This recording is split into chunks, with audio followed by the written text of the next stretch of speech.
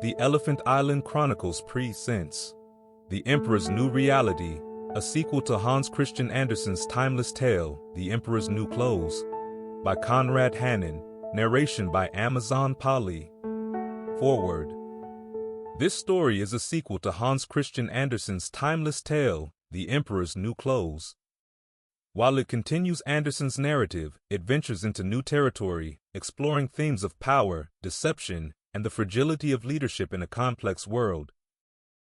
Any resemblance to real persons, living or dead, or actual events is purely coincidental, cough cough. This work is a product of imagination, and any similarities are unintentional. Enjoy the story, and may it prompt thoughtful contemplation on the intricate dance of power and perception. Conrad, The Emperor's New Reality. In the days following the grand procession, an uneasy silence fell over the palace.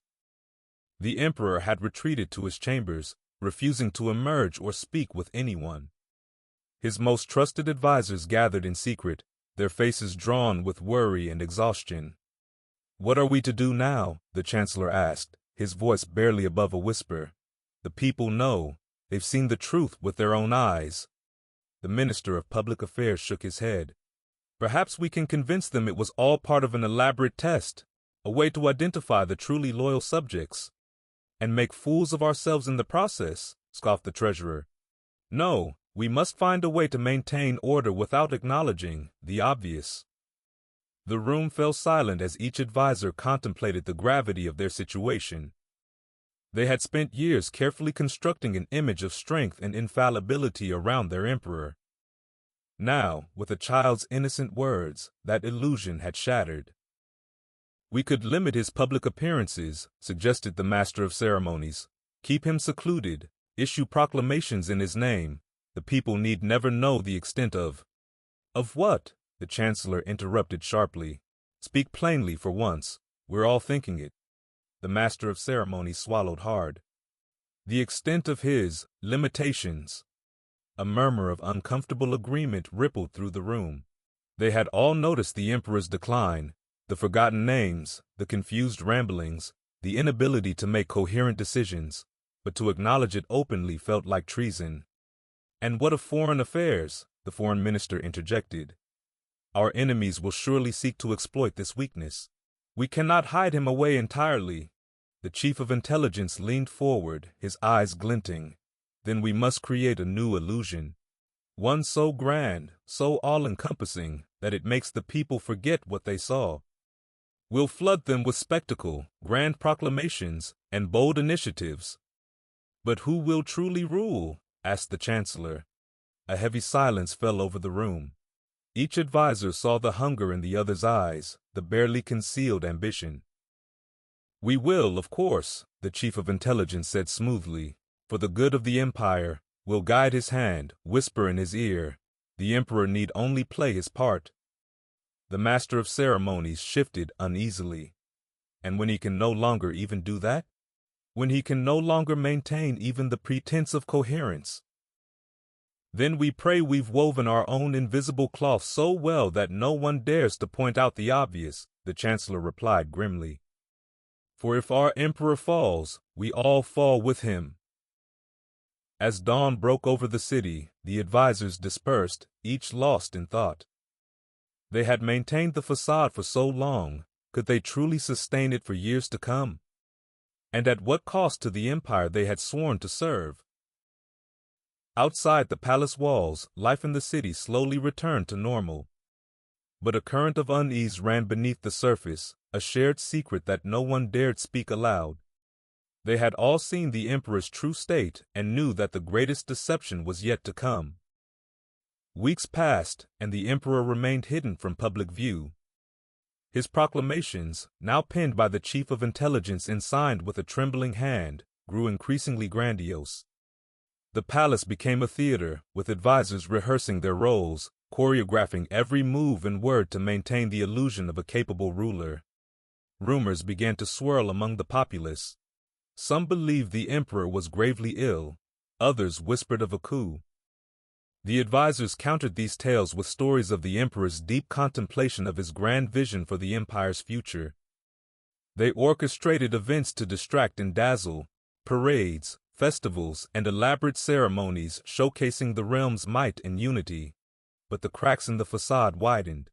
Foreign dignitaries, invited to grand banquets, noted the emperor's absence and exchanged knowing glances.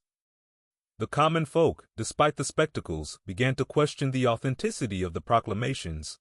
Discontent simmered beneath the surface. In the privacy of the palace, the emperor's condition worsened.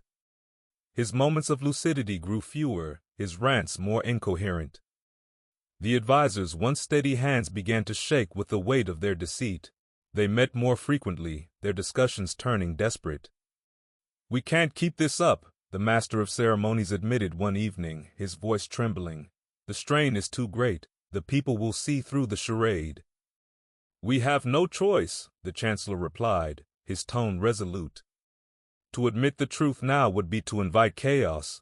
We must continue for the sake of the empire." "But at what cost?" the treasurer asked, his eyes hollow. "We've already sacrificed our integrity, our sanity. How much more can we give?" The chief of intelligence stood, his expression cold and calculating. "We must find a way to solidify our power, to make the people accept our rule without question. We must eliminate any threat to our authority." "And how do you propose we do that?" the foreign minister asked, skepticism lacing his words. "By creating an enemy," the chief replied, a sinister smile creeping across his face. "An external threat that unites the people in fear and obedience. We control the narrative, and in doing so, we control the empire." The room fell silent as the advisors considered the proposal. It was a dark path that would lead them further from the ideals they once claimed to uphold. But they were already too deep in their deception to turn back now. The chancellor nodded slowly. "Very well, we proceed as planned. But remember this, if we fail, if the truth is revealed, it will not just be the emperor who falls, we will all be condemned as traitors." The advisors left the chamber, their minds heavy with the burden of their choices. They had chosen their path and now had to walk it, no matter where it led. Months turned into years, and the illusion held, but just barely. The fabricated enemy, a distant kingdom painted as a dire threat, served its purpose. The people rallied behind the emperor, their fear and patriotism blinding them to the truth. The advisors tightened their grip on power, their machinations growing ever more complex and ruthless. But the cost was steep. The empire, once a beacon of prosperity, began to crumble under the weight of its own deceit. Resources were diverted to the perpetual war effort, leaving the common folk to suffer. Discontent grew, and whispers of rebellion filled the air. Within the palace, the emperor's condition deteriorated beyond concealment. He became a ghost, a figurehead propped up for rare appearances, his vacant eyes starkly contrasting the vibrant portraits that adorned the walls. The advisors, now prisoners of their own scheme, watched helplessly as the empire they had sworn to protect teetered on the brink of collapse. And so, the greatest deception became their reality. They had traded truth for power, only to find themselves ensnared by the lies they had woven. The once mighty empire stood as a hollow shell, its foundations eroded by corruption and deceit. As the people finally began to see through the illusion, the fall of the emperor became inevitable, dragging his handlers down with him into the abyss of their own making.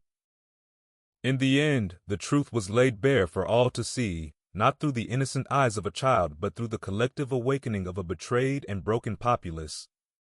The emperor's new reality was not one of grandeur and majesty, but of a tragic farce, a cautionary tale of the perils of unchecked ambition and the fragile nature of power built on deception. The end. Thank you for your time today. Until next time, stay gruntled.